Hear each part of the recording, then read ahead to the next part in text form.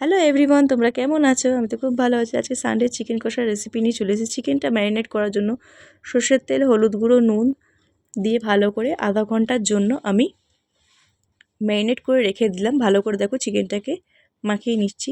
তারপর কড়াই গরম হয়ে গেলে কড়ার মধ্যে সর্ষের তেল দিয়ে দিলাম। তারপরে একে একে আলুগুলো দিয়ে দিলাম। পরিমাণ মতো আমি নুন দিয়ে দেবো। দেখো লাল করে আলুগুলো ভাজা হয়ে গেছে। খুব সুন্দর আলুগুলো ভাজার পরে দেখো ওই গরম তেলের মধ্যেই আমি গরম মশলা ফোড়ন দিয়ে দেবো, পেঁয়াজ দিয়ে দেবো পরিমাণ মতো। তার মধ্যে পেঁয়াজের মধ্যে হালকা নুন দিয়ে দেবো আমি। গোল্ডেন ব্রাউন হওয়ার পরে পেঁয়াজগুলোকে আদা রসুন দিয়ে দেবো পরিমাণ মতো। কাঁচা লঙ্কা কুচি পরিমাণ মতো, চিনি কালারের জন্য, হলুদ গুঁড়ো দিয়ে দেবো, জিরের গুঁড়ো দিয়ে দেবো, ধনের গুঁড়ো আর পরিমাণ মতো লঙ্কার গুঁড়ো দিয়ে দেবো। মশলাগুলোকে ভালো করে ভেজে নেবো আমি। ভালো করে কষিয়ে নেওয়ার পরে আমি পরিমাণ মতো কিন্তু আমি টমেটো দিয়ে দেবো।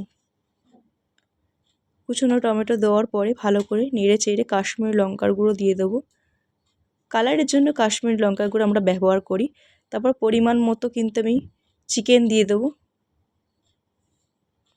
চিকেনগুলোকে ভালো করে নাড়াচাড়া করে নেবো।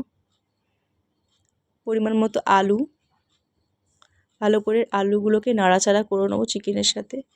ভালো করে কষিয়ে নেওয়ার পরে আমি পরিমাণ মতো জল দিয়ে দেবো।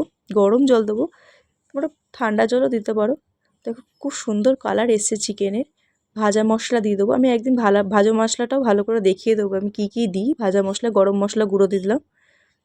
আমার চিকেন কষা খুব সুন্দর হয়ে গেছে। দেখো বন্ধুরা, তোমরা লাইক, শেয়ার, কমেন্ট আর ফলো করতে ভুলো না কিন্তু। আমার চিকেন কষা রেডি।